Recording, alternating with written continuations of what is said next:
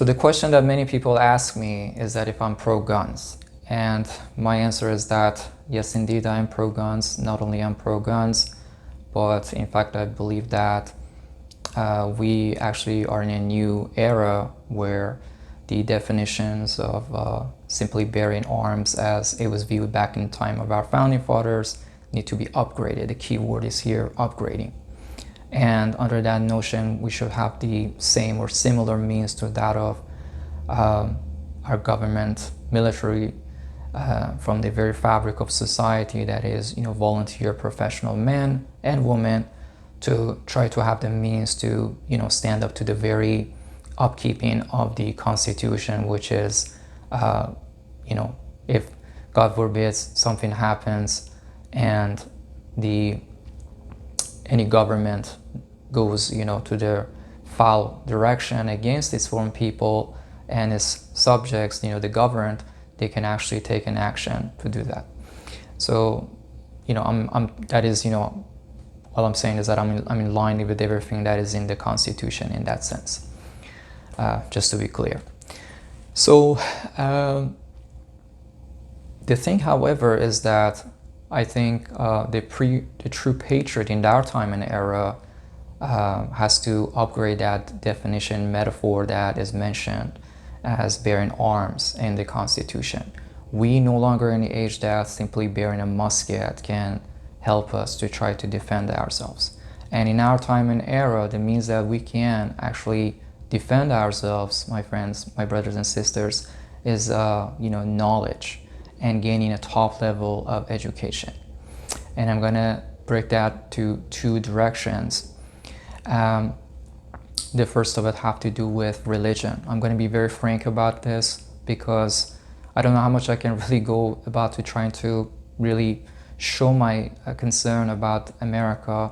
But one thing that I hold very dearly and I want to cherish about the United States is this freedom of speech. And that's something that I'm willing to put anything in line from myself to try to protect it. My goal is to be a public servant in general to speaking, and part of that is freedom of speech. That is the, I think, golden, the most, the most amazing treasure that has to be protected at all costs. Therefore, going forward, what happens is that, here's what we are lacking effectively, and this has been done for the last 120 years. Ever since the inception of the industrial age in the United States. So if you go back,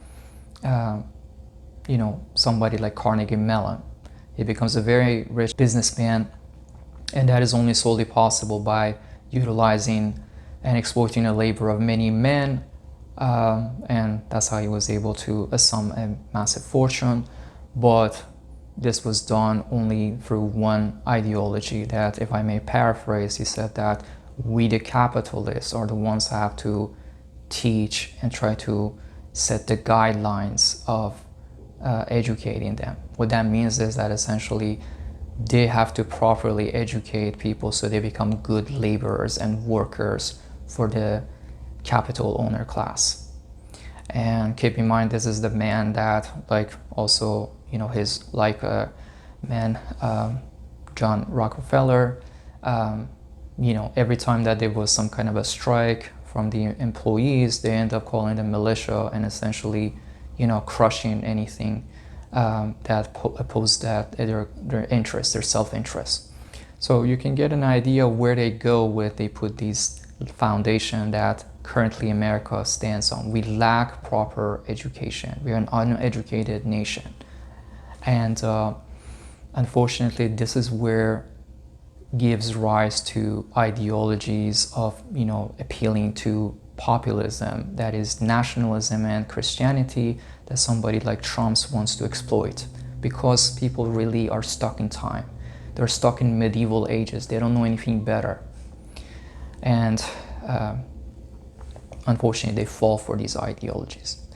And they're not able to see that there's a wolf in the clothes of the sheep, my friends. And real enemy typically doesn't come in, those military armor trying to brand a sword in your face. They usually come in, looking like a nice guy and clean guy. And they're usually coming from within. So those are the people that we have to be really careful about. The very man who brands, supposed enemies of America like China, he holds, roughly about $5.5 million, I'm assuming multiple bank accounts in China. I mean, from his personal perspective, sure, he has the freedom to do so, but as a politician that specifically is branding China as an enemy of the United States, it seems just kind of wild that, being so Hippocratic to do something like that.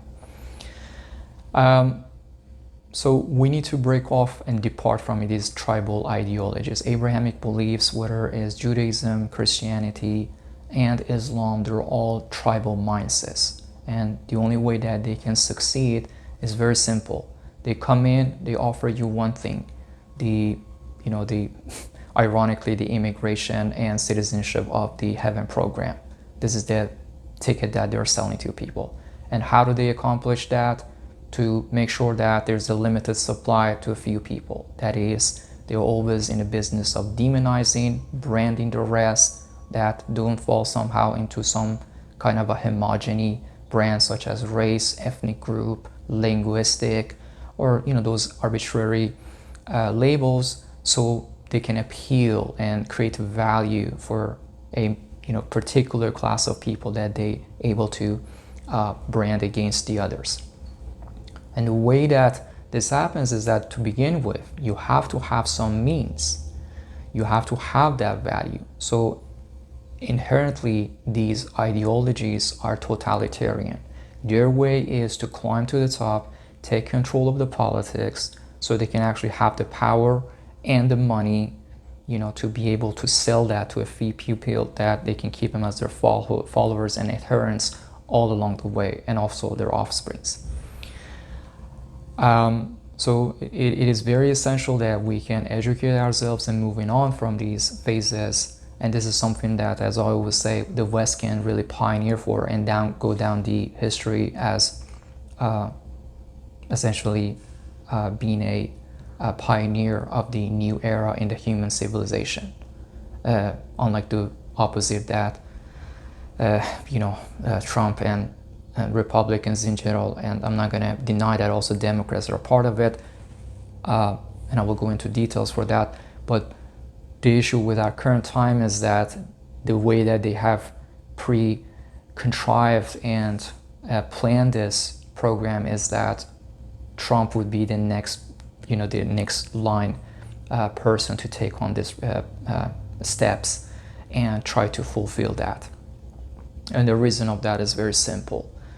Democrats have to, essentially through Biden administration now have set the ground for it through this global conflict that is happening in Ukraine and Gaza. The goal is that they're setting the stage so they can transfer this idea to Trump. This is my take on the matter.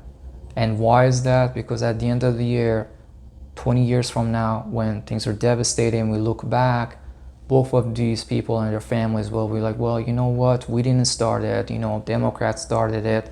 And when you go to the Democrats, they point a finger to the opposite, saying that, well, there was Trump and Republicans, and just like that, they vindicate ourselves, saying that, well, because we don't bear the preponderance of the responsibility, neither one of us, is responsible here. So just like that, the repetition of the Bush era where, they came up with all weapons of mass destruction, and after that they just walked away with a oopsie.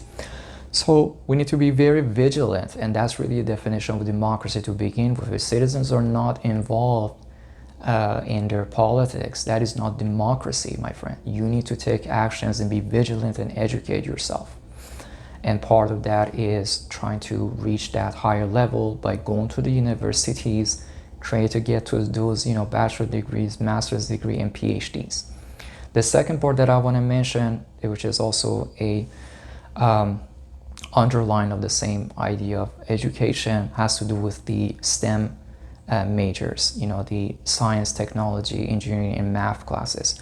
Currently, United States falls by far behind in a recent 2018 competition that happened among the OECD nations, United States actually got the the 28th out of the 37 OECD nations.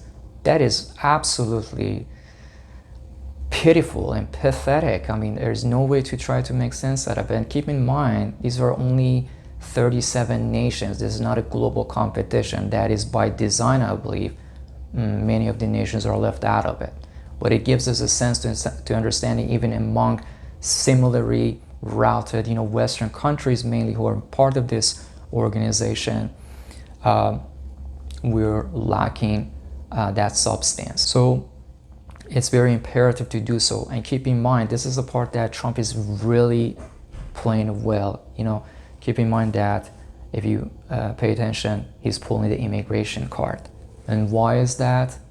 Because even among those students who went on these competitions, many of them are immigrants. A lot of them are Chinese immigrants who have higher educations, they have PhDs or so.